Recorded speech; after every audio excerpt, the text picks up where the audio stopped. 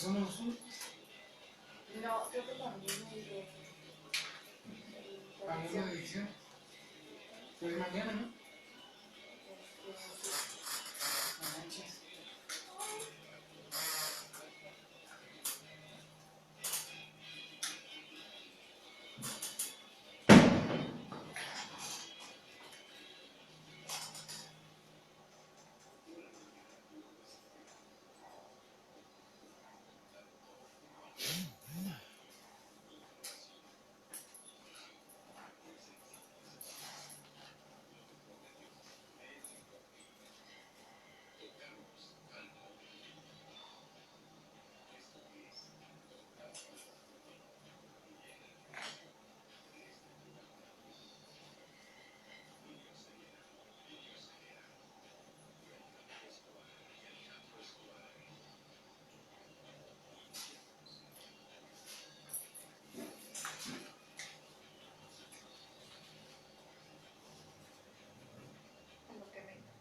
¿Qué tal, amigos? Buenas tardes, bienvenidos a Contacto Humano. Soy Alejandro Escobar. Nidia, ¿qué tal? ¿Cómo estás? Hola, ¿qué tal, amigos? Es un gusto estar con ustedes este viernes. Muy emocionada de estar aquí con ustedes, con Alejandro, con Pedro, y vamos a tocar un tema muy interesante, Alex. Claro que sí, Nidia. Este tema yo creo que por ahí, amigos, posiblemente les haga clic, porque seguramente en algún momento, o actualmente, posiblemente, tengan esto, ¿no?, que se llaman duelos congelados. Y bueno, para comenzar, Nidia, ¿cómo podríamos definir un duelo congelado?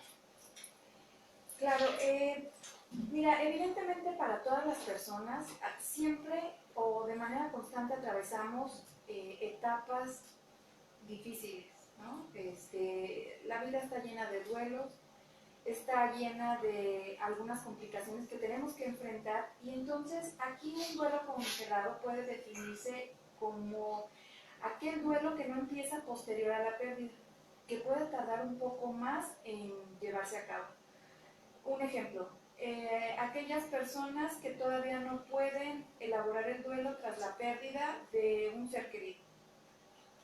Y entonces aquí influyen algunos factores como la personalidad, los mecanismos que tenga la propia persona, pero también las circunstancias en las que se desarrolla este duelo. Hay duelos que son patológicos, que ya tienen un tiempo o un lapso de tiempo muy importante, y entonces ya ahí los podemos considerar patológicos. Hay otros que podemos llevar a cabo de una manera relativamente cercana, o sea, no quiere decir que es como 3 días y tiene que ser el duelo, ¿no? Sino hay características que van fomentando esta parte de los duelos. Claro, Nidia. Quisiera comentarles, amigos, que esto del duelo pues es una situación, es un momento de vida que se genera a partir de la pérdida de algo, ¿no? No siempre, amigos, es el fallecimiento de un ser querido, perdón, de un familiar, de un amigo, de un hijo, de un papá, de una mamá, de una abuela, o incluso ahora las mascotas, ¿no?, que tienen como un impacto y un significado muy importante. Pero es eso, ¿no? El duelo, al final de cuentas, es la pérdida de algo, de una situación, de una persona, de un objeto físico. Ajá. Y esta pérdida, pues le damos o le asignamos un significado muy fuerte, un significado muy lleno de mucha carga emocional, más bien, lleno de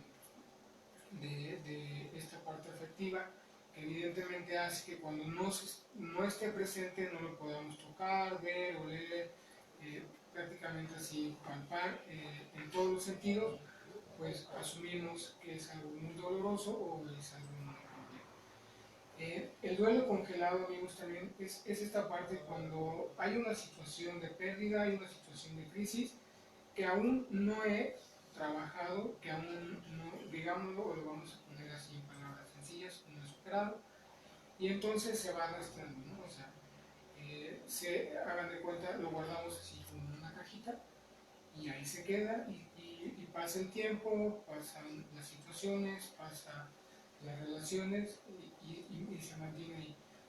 ¿Cuál es la dificultad en el duelo congelado en línea? A mí me parece que la principal es que se repiten conductas una y otra vez, ¿no? Es un buque de situaciones repetitivas constantes y que en la experiencia personal, Lidia, me ha tocado escuchar muchas veces esta famosa frase de ¿por qué me pasa esto a mí? ¿No? O la parte de generalizar, ¿por qué? Y aquí lo voy a poner así, porque hombres y mujeres son todos iguales. Y no, no es que sean todos iguales. A mí me parece que cuando empezamos o se comienza a decir este tipo de frases, es porque seguramente traemos ahí un duelo congelado, un duelo que no se trabajó, una situación de pérdida, una situación de conflicto, de mucho enojo, de mucha molestia, de mucha tristeza, que no se abordó, que callamos, que por algún mecanismo de defensa como la negación, la represión, a lo mejor se trabajó de esta manera y que obviamente se repite y se repite y se repite y se repite. Porque entonces, al no trabajarlo, amigos, al no tener un proceso, lo único que vamos haciendo es que repetimos la conducta esperando resultados diferentes, pero no es así. Entonces, a mí me parece que esa es una de las principales bases de un duelo conjunto, ¿no? Esta parte de que hacemos y hacemos y hacemos y hacemos la misma conducta esperando un resultado diferente, pero obviamente no lo va a haber, ¿no? Porque la conducta es la misma, la misma, la misma. En el duelo congelado generalmente pasa esto, ¿no? Y a veces es hasta de manera inconsciente, ¿no? O sea, no nos damos cuenta que estamos exactamente lo mismo. O buscamos parejas con ciertas características similares, como tratando de compensar aquel que fue tan significativo para nosotros en nuestra vida. Claro. Sobre todo, Alex, porque en esta era en la que nos encontramos de lo digital, la tecnología, una tendencia del ser humano es a ser hedonistas, es decir, el máximo de placer con el mínimo de dolor. Y entonces, pues bueno, todos estos factores que están emergiendo en las sociedades, como la rapidez, la tecnología justamente, hace más cómoda, entre comillas, la vida. Pero aquí una de las cosas es que cuando pasan este tipo de eventos, una característica del ser humano es la tendencia a sublimar. Y entonces este es un mecanismo de defensa natural, o negar inclusive también, ¿no? Como bien lo comentabas hace un momento, hay muchos mecanismos que utilizan las personas, ¿para qué? Para no contactar con esta pérdida. Y entonces aquí algo que a mí me parece que comentabas hace un momento que es muy importante es cuando nosotros depositamos cierta carga energética o cierto contenido afectivo hacia alguien, hacia algo. Y entonces aquí cuando se da justamente estas rupturas que tú hablabas de las parejas, pero también se puede dar de las mascotas, de todas esta lista que nos enumeraste, la persona siente un vacío pues exagerado, ¿no? Exagerado desde que puede ser que a lo mejor nosotros no entendamos el por qué una persona está en una crisis tan fuerte porque perdió una cartera. No es tanto la cuestión económica, no es tanto las tarjetas, sino qué le depositamos a esos objetos, a las mascotas, ¿no? Cuando vemos en algunos anuncios que se pierden mascotas y son cuando dan recompensas muy jugosas, ¿no? Y entonces esto tiene que ver con esta manera de desplazar esos afectos hacia ciertas cosas.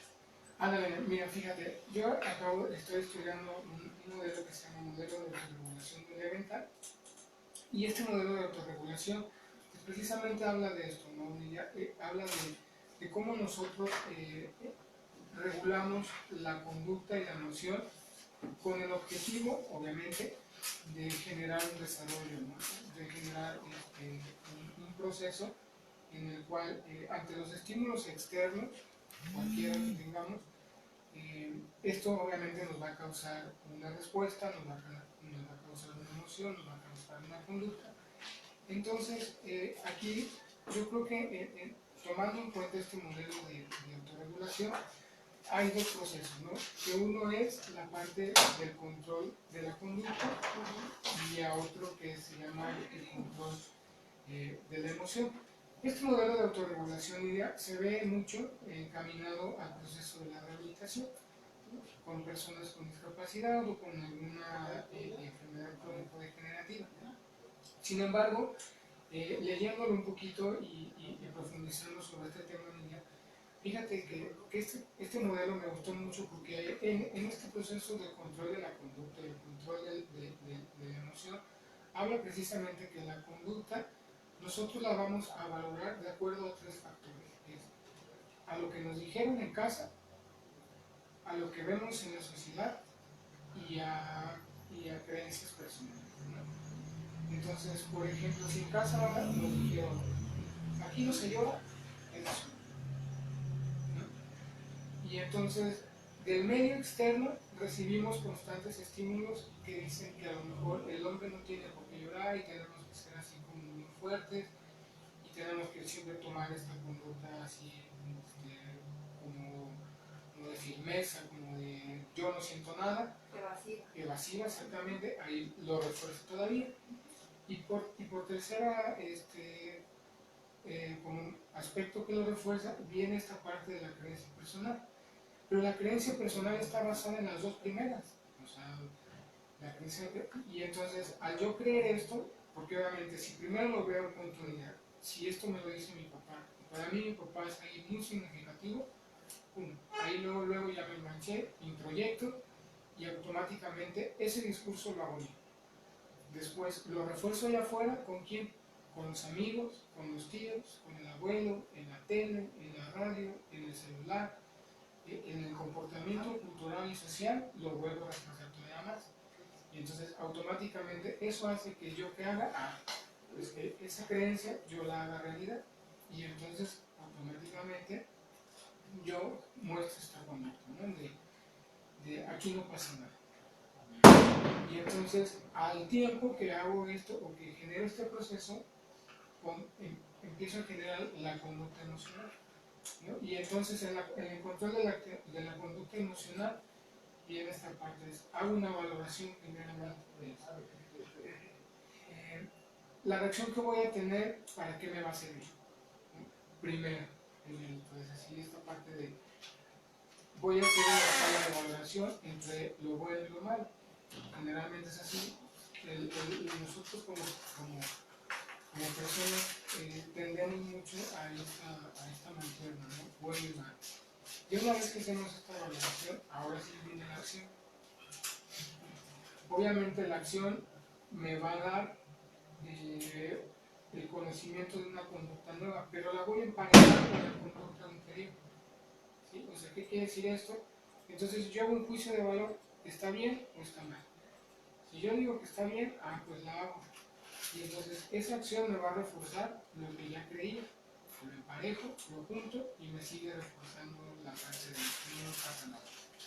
Pero si yo creo que no está mal, ahí lo que sucede es que hay un enfrentamiento entre lo que creo y lo que siento. Y es ahí donde me parece que es el punto de partida de la confusión a veces, ¿no? de los dedos ponderados, porque entonces, por un lado me dicen una cosa, pero por el otro lado yo estoy sintiendo otra. Pero entonces aquí vuelvo a regresar. Entonces, como en casa me dijeron que tenía que ser de esta manera, entonces automáticamente lo evalúo en función a esa persona significativa y entonces lo jalo y vuelvo otra vez a reforzar esta conducta, ¿no? De evitación, de negación, de restricción. Ajá. Y es así como nosotros nos autorregulamos ahorita. Pero lo que sucede es que después viene otro estímulo, el estímulo lo seguimos evaluando y lo seguimos mirando, lo seguimos jerarquizando en comparación con el previo o el anterior. Y como no hay un emparejamiento que me permita adquirir un nuevo conocimiento, porque sigo valorando esa acción como negativa, pues no hay desarrollo. Sobre todo, Alex, dijiste algo súper importante que yo creo que debemos de tomar en cuenta todos los seres humanos, o todas aquellas personas que trabajamos con las emociones, con la parte afectiva, con la parte inconsciente. Decías, es que debe de haber como un punto medular con lo que me han estado diciendo. Y entonces muchas veces en cuanto a los afectos o la cuestión emotiva, emocional, tiene mucho que ver cuando desplazamos. No siento tristeza, no sientas el enamoramiento, no sientas porque mil y un cosas que vienen detrás de esas afirmaciones que nosotros tenemos. Y a mí me gustaría que hiciéramos una breve pausa y posterior al corte continuáramos con esta parte. Claro, sí. Porque imagínate, o sea, cuántas cosas no nosotros introyectamos, o sea, a veces cuando en alguna ocasión decía una persona, es que estábamos reunidas todas las amigas y dice, es que estás bien mensa porque ya no debes de sentir nada por X. Y entonces yo digo, bueno, sí, eso lo escuchamos frecuentemente, ¿no? Pero ¿cuántas veces es, sé que no lo debo de querer, pero lo sigo queriendo? Pero ¿por qué no lo debes de querer, Nina? Porque social y culturalmente, si lo sigues queriendo, la etiqueta y como... Y sí, la etiqueta es de que eres bien tonta, que eres una mensa, que eres una palabra más fuerte. Y entonces, pues evidentemente eso es algo que de repente a nosotros, pues es una herida al ego, Claro. ¿no? Fíjate, hay un chico que por ahí va conmigo a terapia y entonces a él le preocupa mucho esta parte de el qué dirá, ¿no? O sea, toda su acción, todo su accionar, todo su actuar va encaminado a enfrascarse en una imagen de que todo está bien, no pasa nada, es bueno, cumple, buen alumno, buen amigo, pero claro que no, porque entonces ahorita viene el conflicto donde hay cosas que ya no me parecen, hay cosas que ya no estoy de acuerdo, estoy entrando en una etapa muy diferente de la cual viene, está en un cambio de etapas y entonces el mismo cambio de etapa lo está confrontando, porque entonces hay cosas que evidentemente le molestan, que evidentemente no son de su agrado, pero entonces como tiene que ser, de cierta manera, como tiene que comportarse de cierta manera para evitar la crítica, para evitar el juicio, para evitar la etiqueta, para evitar hasta la burla posiblemente, pues entonces se vuelve a enfrascar en eso y entonces no sabe para dónde hacer. Pero ese es justamente el punto, o sea, a veces en terapia o las mismas amistades te dicen, no debes de quererlo. Y entonces yo digo, me parece que es como, a ver, vamos a trabajar con esa parte de por qué sí lo quieres, ¿no? Claro, O por qué sí estás enganchada con X, Y persona para salir. O sea, no se trata como de, sí, es que sí es cierto, dijeron que ya no lo debo de querer y por todo este comportamiento que ha tenido, pero todavía lo sigues sintiendo. pero fíjate, mira, seguimos como asociando el querer con estar, ¿no? O sea, una cosa es que lo sigas queriendo, pero otra cosa es que quieres estar con él, o regresar con él. Yo me he encontrado con muchas personas, tanto a nivel terapia como por fuera, que a lo mejor me hablan acerca de personas que siguen queriendo y que no quieren regresar con esa persona, o que no quieren establecer otro vínculo de relación, vamos a decir, de pareja. Pero lo tienen claro. Pero lo tienen claro y hay otros que no. Pero esa es la cuestión, no sabemos diferenciar a veces.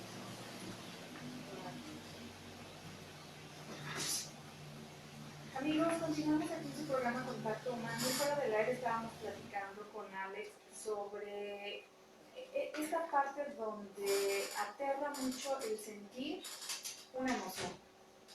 Y entonces lo que hacemos es la disfrazamos o la desviamos, la sublimamos hacia otra dirección. Pero no, eso no quiere decir que el hecho de que se emplean diferentes mecanismos se haya ido, por así decirlo, ese pensamiento recurrente o esa sensación, esa emoción que está ahí latente, Alex. Claro, justo fuera del aire, Lidia te comentaba, ¿no? El seguir queriendo a una persona no significa que vas a regresar o que vas a estar con él, ¿no? Es simplemente, yo creo, también tener muy en claro el lugar que ocupó en tu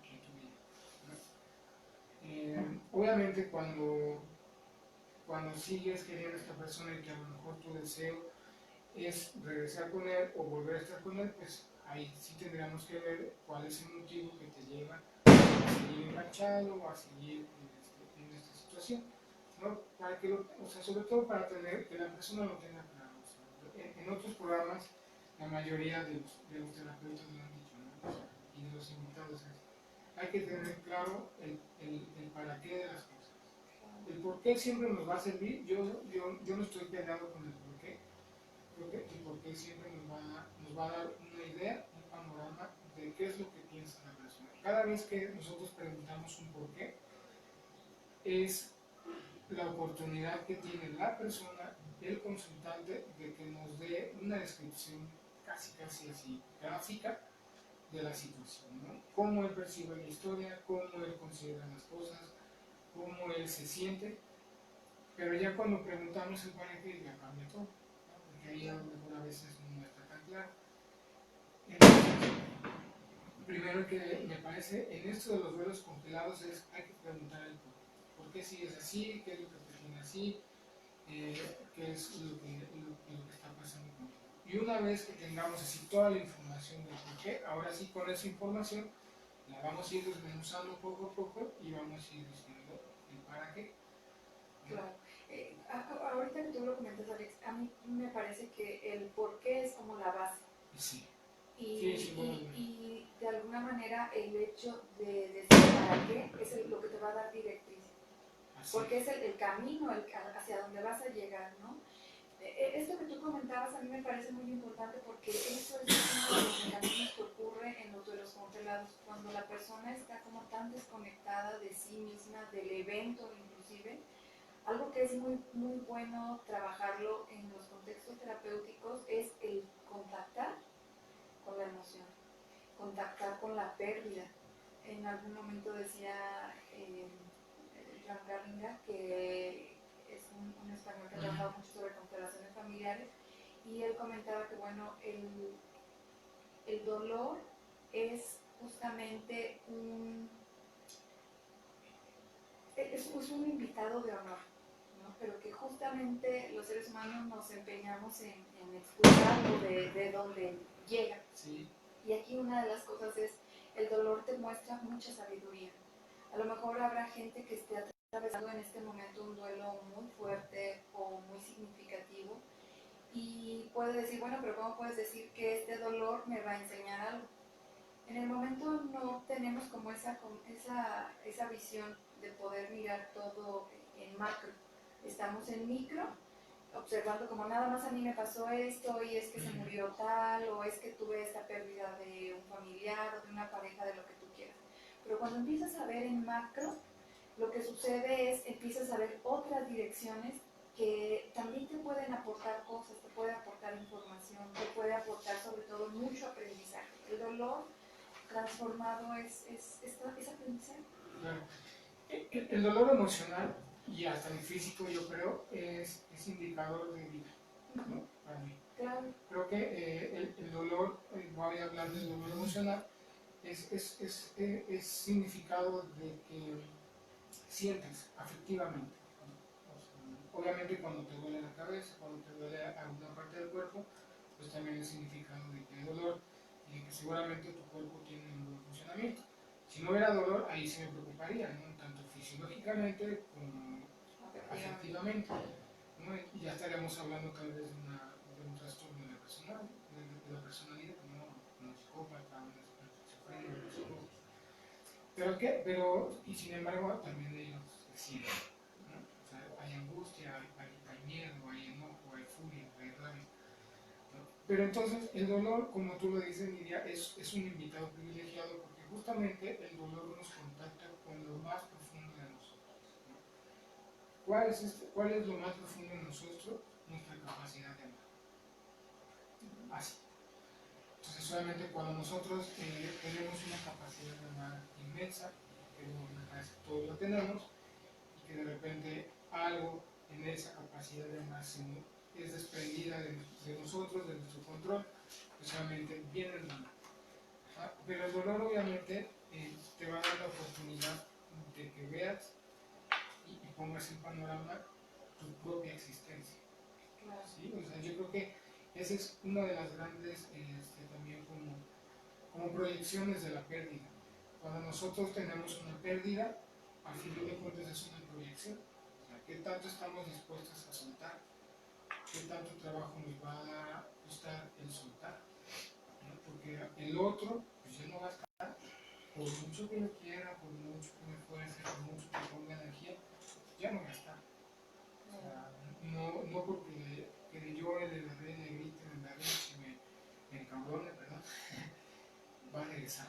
¿No? Y evidentemente, ¿no, Lidia? Tú lo dijiste también como acertadamente, hay diferentes tipos de dolores, ¿no? O sea, pero al final de cuentas, cada dolor es muy respetable. O sea, así sea por una pérdida, así sea porque me cambié de casa, porque no tengo dinero, porque me cambiaron de escuela. Entonces, ahí de todas maneras es un dolor, porque entonces, imagínate, o sea, si me duele cambiarme de escuelas, ¿qué tanto soy entonces adaptado? Y sobre todo esto que decíamos al principio, Alex, ¿qué tanto he depositado afectivamente en lo exterior? Así es, entonces, ese es también uno de los panoramas que pocas veces se ve, ¿no? O sea, que de repente el dolor es depositar esa energía tan grande afuera, cuando lo mejor hay que regresarla adentro.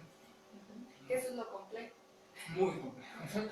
Pero se puede, ¿no? Al final de cuentas se puede. Y regresar a nosotros es a veces lo complicado, es la ardua tarea, perdón. ¿No? O sea, que no poner así, como siempre lo he dicho, todos los huevos en una canasta. Sino uno aquí, otro allá, y yo también me quedo acá algunos, porque entonces va a haber en algún momento donde me quede sin nada. Pero también el quedarte sin nada te va a dar la oportunidad de generar nuevas cosas. Claro. Una de las cosas que a mí me gustaría que pudiéramos ir aterrizando, Alex, en lo concreto para las personas que nos están viendo a través de Facebook, es que el duelo tiene como etapas, tiene unos componentes que a veces no nos damos cuenta y pensamos que toda la vida vamos a estar ahí atorados en el duelo. Y entonces aquí es importante conocer esas etapas. La primera etapa, según el modelo que hay una psiquiatra que es pionera en el campo de la tanatología, es Elizabeth Kubler-Ross.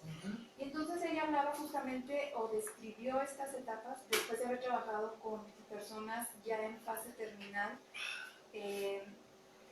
Describió estas 5 etapas. La primera es la negación.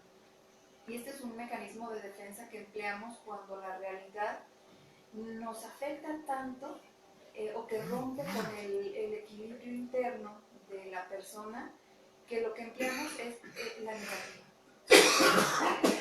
Piensen en lo que ustedes quieran, ¿no? La incredulidad para poder aceptar el evento que acaba de suceder. Sí, fíjate, yo creo que esta parte de la negación es, a mí me parece que es cuando la situación que se está dando o por la cual la persona está transcurriendo supera, uno, la realidad de la persona, dos, la expectativa de la persona, y tres, la capacidad afectiva de la persona, ¿no? Yo creo que cuando esto pasa, cuando esos tres elementos se ven superados, ¿no? O sea, esta parte de que a lo mejor una persona eh, es trabajadora, tiene una vida estable, tiene una vida aparentemente pues, acomodada, es una persona que posiblemente no se meta con nadie, no problemática, no conflictiva, y de repente sucede algo totalmente inesperado, que a lo mejor dentro de su contexto, de su realidad, pues tú podrás decir, pues ¿por qué le pasó si ella es tan buena? Pero sí pasa. Entonces, ese es el primer shock, ¿no? O sea, ¿por qué me está pasando a mí si yo soy de esta manera? Claro. En segundo lugar, ahora sí, viene esto. ¿Por qué me está pasando a mí si yo soy de esta manera? Y entonces ahí la situación rompe con la expectativa. Porque entonces la expectativa de la persona es, pues como yo soy, conductualmente, yo soy de esta manera, no me tendrá por qué pasar, porque entonces tengo una buena conducta, soy buena hija, soy buena trabajadora, soy buena esposa, soy buena amiga, Entonces, como por qué no tendría que pasar. Y aquí la pregunta sería, Alex, porque eso es lo que llega a generalmente todos los pacientes, ¿no? ¿Por qué a mí? Y entonces Ajá. la pregunta que nos tenemos que hacer es la contraparte. ¿Por qué no a ¿Y ti? por qué no a ti? Exacto. Y con eso vamos a ir a una breve pausa, amigos, no se vayan, seguimos en las etapas del duelo. Porque, o sea, es como egocéntrico, ¿no? O sea, ¿por qué a mí no fulanita o no fulanita? Bueno, ¿por qué no? O sea, ¿qué nos hace excepcionales para no tener esta pérdida o esta crisis, ¿no? Sí, y justamente eso yo creo, Lidia, es lo que genera esta negación. Y con la negación vuelvo a lo que lo que decía hace rato, ¿no? Llega el enojo, ¿no? Porque la negación es, no, a mí no me puede estar pasando. Y entonces es cuando a mí me parece que empieza a entrar los primeros pasos y las primeras acciones y conductas correspondientes a la aceptación. A lo mejor aquí me estoy saltando un poquito más, pero es cuando así empezamos luego. Recuerden amigos, la aceptación es algo conductual. La resignación es una cuestión ya cognitiva, psicológica y afectiva. Es cuando de verdaderamente ya dejo de hacer cosas y asumo la situación como irreparable o no va a cambiar, ¿no? Entonces, a mí me parece que en ese preciso momento empezamos a hacer cosas, empezamos a negar. Y entonces hacemos N cantidad, dentro de la negación, hacemos N cantidad de acciones para que la situación vuelva a estar como antes. Que nunca se está como antes. No, Nunca, jamás. pero eso es parte como de la idealización, perdón, de nosotros. O sea, cuando entramos en duelo, lo primero, negación con el mecanismo de defensa es eso. Que esto nos está sacando tanto de control y tanto de equilibrio que lo que primero tendremos a hacer es a volver a estar como estábamos antes. Y lo pongo entrecomillado. Porque es lo ya conocido. Exacto, porque es el lugar de confort, es el lugar de seguridad, es un lugar donde yo estoy cómodo y que no me tengo que salir de mi cuadrito Ajá. Y entonces, evidentemente, hacemos muchas cosas actitudinalmente para regresar a eso, ¿no? Y entonces, sí voy y le pido perdón, sí voy y le llevo flores, sí voy y me arrepiento, sí voy y hablo con él o con ella, sí, y empiezo a hacer así, en cantidad de acciones, ¿no? Y hasta parecen como actos desesperados, ¿no? Pues oiga.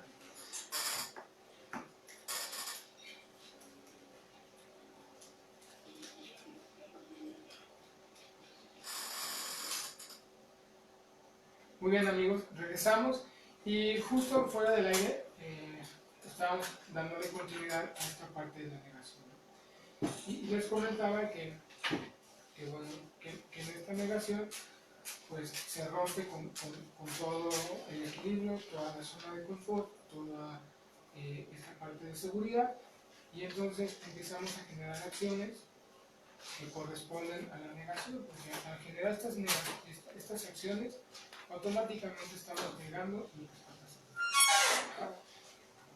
Y luego de ahí, después de la negación que viene, Miguel. Tenemos lo que es la cólera o la ira. Así. Y entonces, una vez que empezamos a hacer estas acciones y estas acciones no están teniendo el resultado esperado, no están generando aquella estabilidad o aquel estado de confort que estamos teniendo, pues evidentemente que sucede, viene la frustración. Claro, y sobre todo, Alex, a mí me parece que es importante identificar las emociones, nombrarlas, vivenciarlas, pero sobre todo conocer cuál es la función. La función de este aspecto de la ira o del cólera tiene, en los sistemas específicamente, en los sistemas tiene que ver con cómo uno de los miembros trata de recuperar de cierta manera como la justicia que se ha perdido. Y entonces por eso tenemos a estos individuos que son como muy peleoneros, que son de mechita corta, bueno, tratan de buscar justamente esa justicia de los sistemas. O la otra contraparte, Nidia, es que al ser así, tratan de defenderse de la vulnerabilidad que tienen. Pero imagínate esto a niveles muy inconscientes en los Claro. sistemas. O sea, es justamente porque me han vulnerado tanto, Así es. necesito recuperar esa justicia o equilibrar al sistema. ¿Para qué? Pues para que ya sea más equilibrado La situación, Ajá. pero aquí también me parece que luego se pierde un poquito Nidia, porque entonces se le andan cobrando a quien Claro. no es, Claro. ¿no? O sea, se andan cobrando con personas que no les corresponde esto. Entonces, pues ahí es cuando vemos esto de personas muy agresivas, muy violentas, porque de repente a mí me ha llegado y me ha tocado que es que soy bien agresivo y la gente ya se aleja de mí. Entonces es eso, o sea, al tener un sistema así, que ellos se han sentido vulnerados, que se han sentido poco respaldados, que no se han sentido cuidados, protegidos o pertenecidos, pues evidentemente generan esta conducta para protegerse, pero piensan o se genera esa idea de que todos van a ser así y no. O estar en conflicto constantemente, sí. O sea, estar a la defensiva. Sí, con una... Y bueno, también me queda claro que el estar así en conflicto y a la defensiva, Nidia, es una manera de vincularse, ¿no? Porque también, evidentemente, muchas veces cuando se revisa el patrón conductual del núcleo familiar, pues a lo mejor las dos figuras principales pues también estaban en conflicto, el niño lo ve, entonces aprende a estar en conflicto. Claro. Y su asociación es esa, es el conflicto nos une y es la manera en como yo debo, ahí voy a poner esa palabra, debo de claro. Comentaste ahorita algo muy importante, Alex, de los pequeños. Y aquí es muy importante que nosotros debemos entender que si para nosotros como adultos es complicado el poder identificar y nombrar las emociones, para un niño es muchísimo más complejo. Una de las cosas es que el niño, depende de la edad, pero a edades muy tempranas el niño aprende de manera literal. Es decir, no pueden implementar la metáfora o transformar esta información porque ellos lo están aprendiendo literal. Entonces aquí es muy importante la forma en cómo nosotros también vamos haciendo estos duelos y los vamos transmitiendo a los pequeños. Generalmente cuando un pequeño está muy enojado ante una pérdida o está pasando por una situación de buscar un culpable o de sentir mucha rabia, detrás de todo eso hay una gran emoción de tristeza que no ha podido ser descifrada, no ha podido ser nombrada y exteriorizada para los demás. ¿Sí? Pero lo complejo, Nidia, en los niños, no yo creo, no sé tú cómo lo veas, me parece que lo complejo es porque los niños sienten las emociones tal cual. Lo complicado se genera cuando el papá o la mamá no les explica y no le da contención y un acompañamiento. Bandura lo decía, ¿no? En su teoría social cognitiva de aprendizaje. Bandura decía, el niño tiene un aprendizaje vicario y el aprendizaje vicario es estímulo-respuesta. ¿Sí? O sea, hay un estímulo que el niño ve, un estímulo que le agrada, que le atrae o que es significativo para él y por lo tanto le va a tener una respuesta ante este estímulo y eso le va a generar aprehensión, que es aprehensión que entonces lo va a tomar del medio o de esa persona o de ese contexto donde lo aprende, lo va a repetir, al repetirlo lo va a reforzar y al reforzarlo lo va a hacer suyo. Y automáticamente, ¿qué sucede? Se genera el aprendizaje. Claro, y sobre todo, Alex, que a mí me parece que es muy importante, todas aquellas personas que están enfrentando un duelo, es importante desarrollar dos cosas. Uno, empatía, aunque en ese momento no entendamos por qué llora tanto, porque se murió el perro, si el perro era, no sé, hay gente que no lo considera como parte de la familia, hay gente que sí. Bueno, entender esa parte, la empatía. Y la segunda es generar estos aspectos que tienen que ver con la tolerancia. qué tan tolerante estoy siendo con el otro. Porque puede ser que una persona que a lo mejor, no sé, estoy pensando, terminó con su pareja, o tal vez falleció su papá o su mamá, y entonces te lo va a contar la misma historia 500 veces. Y entonces aquí la empatía y la tolerancia pues tendrá que ver cómo esa persona está reacomodando esa vivencia que tuvo para poderla, hace un momento comentabas, ¿no? Para poderla acomodar justamente o hacerla propia. La ventaja, Nidia, de que lo repita 3, 4, 5, 6, 7, 8, las veces que sea, porque así es en los duelos, sobre todo a mí me parece cuando hay una separación de la pareja, lo repetimos y lo repetimos y lo repetimos, y es a diestra y siniestra, ¿no? Con quien se nos cruza, lo repetimos y lo repetimos. Pero una de las ventajas de repetir la historia es que cada vez que la repetimos, le agregamos algo nuevo. ¿Sí? Y ese agregar algo nuevo es un insight, ¿no? Porque a la vez que agregamos también quitamos. Alex, para aquellas personas que no tienen nada que ver, ¿qué es un insight? Un insight es la capacidad de reflexión personal de toda persona. Es cuando, por ejemplo, seguro les pasa, amigos que nos escuchan, que van conduciendo o están en su trabajo y de repente, así providencialmente, saben por qué están así, o les llega una idea así bajada, parecida como del cielo. Ese es un insight, ¿no? Cuando yo me doy cuenta de algo, el por qué y el cómo se genera. Ajá, y evidentemente, bueno, luego viene la acción en el insight.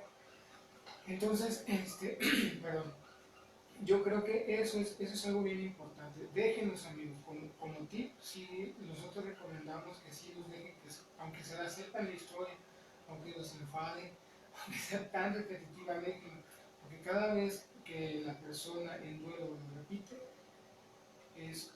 ella está generando esta reflexión, le está agregando, quitando cosas que ya no le sirven. Ajá. Sí, y sobre todo, Alex, ahí ya estamos rayando como en la negociación. Ah, sí. La tercera etapa del duelo es justamente la negociación. Cuando estamos haciendo este vaivén de manera de bidireccional, ¿sí? O sea, bueno, a lo mejor ahorita que estamos hablando de la pareja, ¿no? A lo mejor yo hice también tal cosa y no es, ya no echamos toda la culpa a lo exterior, ¿no? O ya no echamos toda la culpa a Dios o a la persona que causó el accidente. También nos damos cuenta que nuestras acciones inmiscuyen los actos de los otros. Sí, ahí en la aceptación, ya a lo mejor, bueno, más bien en la negociación, ya es un poquito más ver el otro lado de la historia, empezar a reconocer ciertos aspectos de la situación que son inamovibles, ¿no? Como te decía al principio, niña, hay cosas que aunque mucho queramos cambiar, no van a cambiar.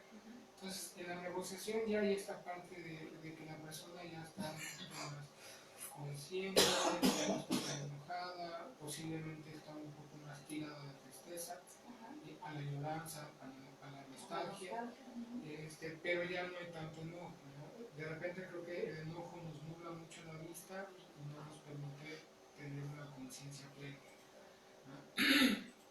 Entonces ya va como más en el sentido, en esto muchas veces vamos a encontrar o se va a tener este discurso de me quiero sentir bien, ¿no? Y quiero continuar mi vida y quiero retomar las cosas. Entonces ya empiezan también incluso a tener acciones en pro del desarrollo. Claro, sobre todo aquí empieza o va entrando poco a poco lo que es la resignificación. Así es, que viene siendo la resiliencia. Ajá, y entonces aquí tiene que ver mucho con la parte espiritual. No estamos hablando de la parte religiosa, la parte espiritual. Contactamos, todos los seres humanos tenemos esa parte, crean o no crean en Dios, esa parte espiritual. Y la espiritualidad es cuando te contactas contigo mismo, contigo como parte de todo el exterior. No solamente como yo soy parte de Dios, o yo soy parte de la naturaleza, yo soy parte del cosmos, sino es justamente esa fusión que se da. Vamos a hacer una breve pausa, Alex, y seguimos con las etapas del duelo. Y sí, mira, dijiste una palabra bien importantísima que es resignificación, ¿no? Y entonces ahí también en la negociación ya empieza a asomarse, por así decirlo, la resignación, ¿no? A diferencia, amigos, de lo que decía hace rato de las acciones encaminadas a establecer, a que, más bien, a que las cosas sean como antes, aquí las acciones van encaminadas a la superación de esa situación. Ya no es que quieras estar como antes, ¿no? Porque esa es la primera. Todas las acciones dentro del enojo y de, bueno, la primera etapa de la negociación y del enojo, la mayor parte de las acciones van encaminadas a eso, a mantenernos así, igual, a que todo sea como antes.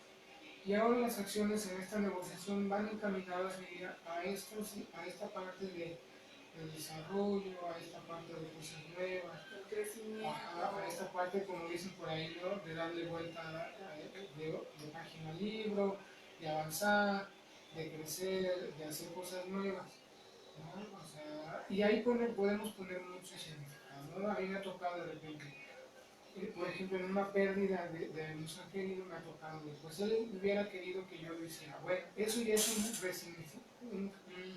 una resignificación, porque entonces anteriormente la persona estaba diciendo, es que lo tengo que hacer porque quiero que regrese, pero ahora fíjate cómo cambia el discurso. Él hubiera querido hacer. Y entonces ahí está resignificando y entonces tomas lo que era importante del otro, lo tomas y lo haces tuyo, para un avance. Nos están viendo, Alex, y nos mandan saludos. Cristina González, un saludo, Cristina. Cristi.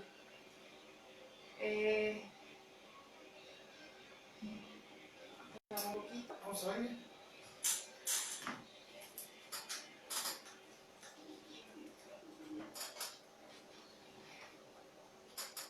Muy bien, amigos, regresamos. Y bueno, hablamos de esta parte de la negociación y le comentaba a Lidia que ahí ya empieza a tener un poquito y se asoma un poquito la resignación. Todavía no como tal, pero ya empezamos a tener más entendimiento de la situación y ya empieza a ver esta parte de el para qué me pasa. Ya no tanto el por qué. El por qué viene dentro de un poquito la negación y el enojo, y ya en la negociación empieza a aparecer el para qué, ya le buscamos así como la funcionalidad, el objetivo y el aprendizaje ya se empieza a sumar. Claro, que aquí, Alex, hay algo importante. No son estas etapas así como etapa 1, etapa 2. Es decir, la complejidad del ser humano es esa. Se puede regresar, puede adelantarse a un proceso. Cuando creímos que ya estaba la aceptación, entonces luego viene la depresión y entonces son estos mecanismos que va empleando el ser humano como una manera justamente de enfrentar la realidad. El cuarto mecanismo que tenemos es la depresión. Y aquí en la depresión es, bueno, empiezo a tomar conciencia justamente de que eso que estaba en mi vida ya no está. Llámese una pareja, una mascota, un evento, ¿no? Todo aquello que simbolizamos a nivel inconsciente va generando algo que después puede generar, puede derivar, en una pérdida. Y entonces aquí es algo que, por ejemplo, a mí me encantaba mucho que podemos entender es cuando Freud hablaba del coletazo de la melancolía, ¿no? Y entonces aquí es, bueno, pensamos que podemos ir muy adelante, pero es justamente el coletazo donde viene este empuje con mayor fuerza de todos esos impulsos destructivos, de todos esos pensamientos negativos, de todas aquellas acciones que podemos hacer en contra de todo aquello que nos beneficia. Ajá, y mira, fíjate, esto que habla Freud, a mí me parece también que tiene que ver mucho, Lidia, en este coletazo que hablas, es que la persona en esta parte de la depresión contacta con el vacío. Exactamente. Ajá, y muchas veces es el vacío existencial. Ajá, y el vacío existencial es esta parte de a qué vine, quién soy, para qué estoy aquí, cuál es mi objetivo, cuál es mi meta. Ajá. Pero generalmente lo ponemos en el otro. Claro. lo tenemos allá afuera. Y hay canciones, ¿no, Alex? Sí. Me acordé ahorita de Juan Gabriel, Hasta que te conocí. Y entonces Exactamente. eso también es un vacío existencial de, o sea, yo era feliz, Hasta que te pero conocí. hasta que te conocí tuve ese vacío y contacté con mi propia existencia. Y entonces esos mecanismos de los que hemos estado hablando en el programa justamente los proyectamos en el otro, ¿no? Así es, sí, porque en esta depresión se contacta con el vacío, porque ahora sí ya contactas contigo mismo, que ya volteas a tu derecha o a tu izquierda y te das cuenta que no hay nada, ¿no? O no está. Ajá. O no estaba como tú querías. Exacto, no estaba como tú querías. Y ahí es donde viene también este contacto con la depresión. Lo dijiste hace un momento, ¿no, Nidia? Empezamos a ver también lo que yo hice. Y ahí viene la flagelación para nosotros, ¿no? Es que si hubiera hecho, es que si hubiera dicho, No es hubiera que... ido Ajá. Y si me hubiera dejado, o sea, una vez me tocó, de verdad, con una pareja, me tocó la mujer, me decía, es que si no le hubiera contestado, si no hubiera dicho lo que yo pensaba, no hubiera contestado, hasta esos niveles, de vacío. Y es cuando digo, eso es un vacío existencial y es el más doloroso. Porque entonces, automáticamente tú te pones al servicio del otro. Dejas de existir tú para ti, para existir para el otro. Y sobre todo, Alex, porque el asumir la responsabilidad propia, no, o sea, propia implica también todo lo físico, todo lo que nutre, pero también tus propias acciones, tus propios pensamientos, todo aquello que está dentro de ti y que sí tienes esa posibilidad de cambiar. La responsabilidad es como de alguna manera, a veces yo digo, bueno, bendita ignorancia, ¿no? Cuando no sabemos, pero cuando ya tenemos conciencia, cuando ya tenemos esa responsabilidad, ya no hay vuelta atrás. Claro, lo decía Sartre, Jean-Paul Sartre, o sea, la esencia precede la existencia. ¿No? Entonces, pero no estamos en eso, o sea, generalmente no hay ese entendimiento. Creo que actualmente estamos al revés, la existencia precede la esencia.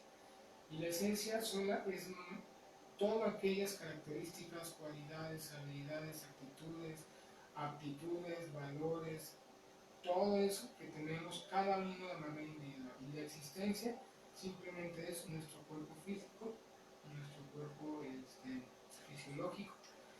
Y que entonces, por eso te lo decía, o sea, todos aquí venimos primero en esencia y después en existencia. ¿Por qué? Porque desde que nacemos, aquellos que nacimos de unos papás que nos pensaron, que nos soñaron, que nos desearon, desde ahí ya se nos atribuyó ciertas características. Por eso la esencia preside la existencia. Y ya después viene la existencia, ¿no? Que viene siendo ya la parte física, el niño afuera. Ajá. Pero ahorita si te fijas, Miriam, parte de lo que genera más duelos congelados, más duelos duraderos, más relaciones inestables, es que primero es la existencia y después la esencia. Claro. Y un claro ejemplo es, yo idealizo y después conozco. Así es. ¿No? Y entonces no me tomo el tiempo de conocer a la persona como puede ser y como es en realidad, y me quedo nada más fragmentado como con esa parte de lo que estaba en mi cabeza. Como quinta etapa, Alex, tenemos la aceptación.